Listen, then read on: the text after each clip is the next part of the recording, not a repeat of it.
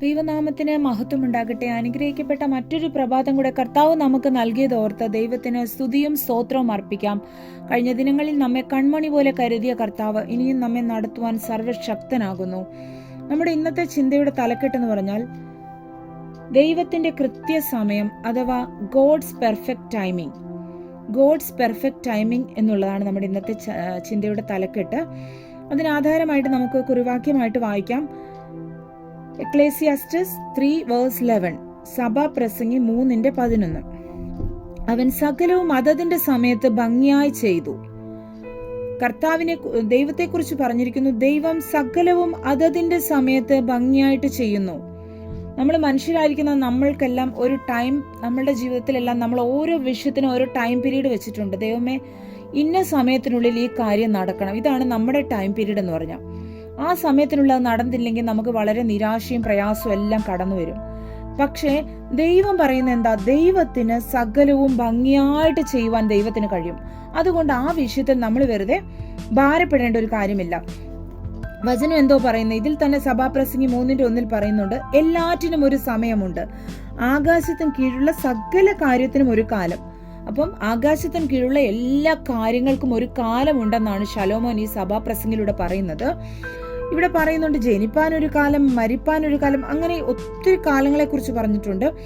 അപ്പോൾ നമുക്ക് തന്നെ അറിയാം, നമ്മൾ ജനിക്കുന്ന ഒരു കാലമുണ്ട്, നമ്മുടെ ഒരു സമയമുണ്ട്, നമ്മൾ ജനിച്ച സമയം, നമ്മൾ മരിക്കാനും ഒരു സമയമുണ്ട്, എല്ലാത്തിനും ഒരു സമയമുണ്ട്. അതെല്ലാം ദൈവം കൃത്യമായിട്ട് കൃത്യസമയത്തെല്ലാം പെർഫെക്റ്റ് ടൈമിംഗ് ആയിട്ടാണ് കർത്താവ് ചെയ്യുന്നത്. എന്നാൽ നമ്മൾ മനുഷ്യർ പലപ്പോഴും നമ്മുടേതായ ഒരു കാൽക്കുലേഷനും ടൈം ഫ്രെയിമും വെച്ചിട്ട് അതിൻ്റെ ഉള്ളിൽ കാര്യങ്ങൾ നടന്നില്ലെങ്കിൽ നിരാശപ്പെടുന്ന മനുഷ്യരാണ് നമ്മൾ.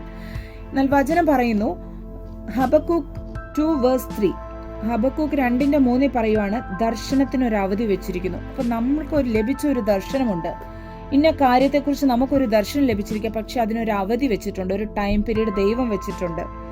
അത് സമാപ്തിയിലേക്ക് ബന്ധപ്പെടുന്നു, അത് സമാപ്തിയിലോട്ട് നീങ്ങിക്കൊണ്ടിരിക്കുവാണ്. സമയം തെറ്റുകയില്ല. ദൈവത്തിന് ഒരിക്കലും സമയം തെറ്റത്തില്ല. നമുക്ക് ചിലപ്പോൾ സമയം തെറ്റും, പക്ഷെ ദൈവത്തിന് ഒരിക്കലും സമയം തെറ്റില്ല. അത് വൈകിയാലും അതിനായി കാത്തിരിക്കുക. ചിലപ്പോൾ ഇച്ചിരി വൈകുന്നത് നമുക്ക് തോന്നുമായിരിക്കും, പക്ഷെ ദൈവത്തിന്റെ സമയം കറക്റ്റാ. നമ്മുടെ ടൈം പീരീഡിൽ അത് ഇച്ചിരി വൈകിയതായിട്ട് നമുക്ക് തോന്നും, പക്ഷെ അത് വൈകി നമുക്ക് തോന്നിയാലും ഇച്ചിരി കാത്തിരിക്കുക. അത് നിശ്ചയമായിട്ടും വരും, താമസിക്കത്തില്ല. ദൈവത്തിന്റെ ടൈം പീരീഡിൽ അത് വന്നിരിക്കും, അത് താമസിക്കത്തില്ല. അപ്പം നമ്മൾ ആ കർത്താവ് വെച്ചിരിക്കുന്ന അവധിക്ക് നമ്മളൊന്ന് കാത്തിരിക്കാൻ തയ്യാറാകുമോ എന്നാണ് കർത്താവ് ചോദിക്കുന്നത്. ഇതുപോലെ തന്നെ നമ്മൾ എങ്ങനെ ഈ ഒരു അവധിക്ക് കർത്താവ് വെച്ചിരിക്കുന്ന ടൈം പീരീഡിലേക്ക് നമ്മൾക്ക് എങ്ങനെ വെയിറ്റ് ചെയ്യാൻ കഴിയും നമുക്ക് നോക്കാം. ഈ കർത്താവ് വെച്ചിരിക്കുന്ന ടൈം പീരീഡ് സമയത്ത് എത്തിയില്ലെങ്കിൽ, നമ്മളുടേതായ ഒരു കാൽക്കുലേഷനിൽ നമുക്ക് എത്തിയില്ലെങ്കിൽ, കർത്താവിന്റെ സമയത്തിന് വേണ്ടി നമുക്ക് എങ്ങനെ വെയിറ്റ് ചെയ്തിരിക്കാൻ കഴിയും? ആദ്യമേ നമുക്ക് നോക്കാം, ദൈവം എല്ലാത്തിൻ്റെ മേലെ അധിപതിയാണ്. നമ്മൾ അങ്ങ് വിശ്വസിക്കണം, കർത്താവാണ് ഈ സർവ്വ ലോകവും സൃഷ്ടിച്ചത്, എൻ്റെ മേലും എൻ്റെ വിഷയത്തിന്മേലും ഒക്കെ അധിപതിയായിട്ടിരിക്കുന്ന കർത്താവാണെന്ന് ഞാൻ വിശ്വസിക്കാൻ തയ്യാറാകണം. അങ്ങനെയാകുമ്പോൾ കർത്താവിൽ ഒരു അടിയുറച്ച വിശ്വാസം ഉണ്ടാകുമ്പോൾ എനിക്ക് ആ വിഷയത്തിന് വേണ്ടി കാത്തിരിക്കാനുള്ളൊരു ശക്തി ലഭിക്കും. പിന്നെ ക്ഷമയോടെ കാത്തിരിക്കുക. പലപ്പോഴും നമ്മുടെ ജീവിതത്തിൽ ഇല്ലാത്തൊരു കാര്യമാണ് ക്ഷമയോടെ കാത്തിരിക്കുക എന്നുള്ളത്. നമുക്ക് പെട്ടെന്ന് കാര്യം കിട്ടണം, അല്ലെങ്കിൽ നമ്മൾ നിരാശപ്പെടും. പെട്ടെന്ന് കാര്യം സാധിച്ചില്ലെങ്കിൽ നിരാശപ്പെടുന്ന മനുഷ്യരാണ് നമ്മളെല്ലാം. പക്ഷെ ദൈവം പറയാം, നിങ്ങൾ അല്പം ക്ഷമയോടെ വിഷയത്തിന് വേണ്ടി കാത്തിരിക്കണം. കുറച്ച് നിങ്ങൾ താമസിക്കുക, ഈ വിഷയം കുറച്ച് മറുപടി താമസിക്കുന്നുണ്ട്, പക്ഷെ അല്പം ക്ഷമയോടെ കാത്തിരിക്കുക. ദൈവത്തിൽ വളരുവാൻ പഠിക്കുക. അപ്പൊ ഈ ക്ഷമ നമ്മുടെ ജീവിതത്തിൽ വന്നു കഴിയുമ്പോൾ ദൈവത്തിൽ നമുക്ക് വളരാൻ കഴിയും. നമ്മുടെ ജീവിതത്തിൽ ക്ഷമയില്ലാതിരിക്കുമ്പോൾ പല കാര്യങ്ങളും നമുക്ക് പഠിക്കാൻ പറ്റില്ല. അപ്പൊ ദൈവം നമ്മളെ ക്ഷമ പഠിപ്പിക്കും, അതിലൂടെ ദൈവത്തിൽ വളരുവാൻ നമുക്ക് പറ്റും. പിന്നെ ഉള്ളൊരു കാര്യം എന്ന് പറഞ്ഞാൽ സ്ഥിരതയോടെ പ്രാർത്ഥിക്കണം. വിഷയം ഏതാകട്ടെ, അതിന്റെ വിഷയം നമുക്കത് നടന്നില്ല, ഒരാഴ്ച നമ്മൾ പ്രാർത്ഥിച്ചു, അത് നടന്നില്ലെങ്കിൽ ഇനി അത് നടക്കാൻ പോകുന്നില്ല എന്ന് ചിലപ്പോൾ നമ്മുടെ പ്രാർത്ഥനയ്ക്ക് ഒരു കുറവ് വരരുത്. തീർച്ചയായിട്ടും ദൈവം അത് നമുക്ക് വേണ്ടി ചെയ്യാൻ അരുളി ചെയ്തതാണോ, അത് നടന്നിരിക്കും. ചിലപ്പോൾ ദൈവം അതിൽ അല്പം താമസം വന്നാലും അതിനുവേണ്ടി കാത്തിരിക്കണം. സ്ഥിരതയോടൊന്ന് പ്രാർത്ഥിക്കാമോ? പലപ്പോഴും നമ്മുടെ ജീവിതത്തിൽ മടുപ്പ് വന്നിട്ട് നമ്മുടെ പ്രാർത്ഥന വിട്ടുപോകുന്ന ഒരു അവസ്ഥയുണ്ട്. ചിലപ്പോൾ നാളെ ദൈവം ഉത്തരം തരാനിരിക്കുന്ന ഒരു വിഷയമായിരിക്കും, നമ്മൾ വളരെ നിരാശപ്പെട്ടത് പ്രാർത്ഥന മുടക്കി കളയില്ല.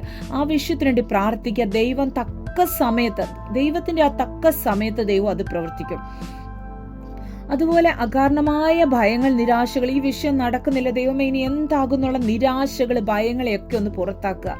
ദൈവത്തിൽ അടിയുറച്ച വിശ്വാസം കർത്താവിൽ അർപ്പിക്കുക. അപ്പം ദൈവം എനിക്ക് വേണ്ടി അത് ചെയ്യുമെന്ന് ഉറച്ചു വിശ്വസിച്ചിട്ട് വാഗൊണ്ട് പ്രസ്താവിക്കുക. ദൈവമേ, അവിടുന്ന് എനിക്ക് വേണ്ടി ചെയ്തു തരാൻ ശക്തനാണ്. കർത്താവിൻ്റെ ഒരു സമയം, അത് പെർഫെക്റ്റ് ടൈമിംഗ് ആണ്. ആ പെർഫെക്റ്റ് ടൈമിങ്ങിൽ കർത്താവ് ചെയ്യുമെന്ന് പൂർണ്ണമായിട്ട് വിശ്വസിക്കുക. മാനുഷിക സമയമല്ല. മാനുഷിക സമയം എന്ന് പറഞ്ഞാൽ നമ്മുടെ ടൈം പീരീഡ് നമ്മൾ വെച്ചിട്ട് നമ്മൾ ആ സമയത്ത് നടന്നില്ലെങ്കിൽ ആ സമയത്ത് നമുക്ക് നിരാശ വരാനും, അങ്ങനെ നമ്മൾ അകാരണമായിട്ട് ഭയം വരാനും, നമ്മൾക്കത് നടന്നില്ലല്ലോ ദൈവമേ എന്ന് പറഞ്ഞ് നമ്മൾ ഭയപ്പെടാനും പാടില്ല. കർത്താവിൽ അടിയുറച്ച് വിശ്വസിച്ചിട്ട് ക്ഷമയോടെ കാത്തിരിക്കുക. സ്ഥിരമായിട്ട് പ്രാർത്ഥിക്കുക, സ്ഥിരതയോടെ പ്രാർത്ഥിക്കുക. ആ വിഷയത്തിന് വേണ്ടി അത് ലഭിക്കുന്നവരെ സ്ഥിരതയോടൊന്ന് പ്രാർത്ഥിക്കാൻ തയ്യാറാകുമോ? അങ്ങനെയാകുമ്പോൾ ദൈവത്തിൽ നമ്മൾ വളർന്ന് നമ്മുടെ ആ ഒരു ജീവിതത്തിൽ നമുക്കത് നേടിയെടുക്കുവാൻ വേണ്ടി കർത്താവ് നമുക്ക് സമയം തരും. അപ്പോൾ വീണ്ടും പറയാം, ദർശനത്തിന് ദൈവം ഒരു അവധി വെച്ചിട്ടുണ്ട്. അത് ദൈവപതിൽ അത് സമാപ്തിയിലേക്ക് ബന്ധപ്പെട്ടുകൊണ്ടിരിക്കുക. അത് നിയർ ബൈ ആയി. നിങ്ങളുടെ ആ വിഷയത്തിനുള്ള മറുപടി ഏറ്റവും അടുത്തിരിക്കുകയാണ്. സമയം തെറ്റത്തില്ല. അത് സമാപ്തിയിലേക്ക് വന്നുകൊണ്ടിരിക്കുകയാണ്. അത് സമയം തെറ്റത്തില്ല.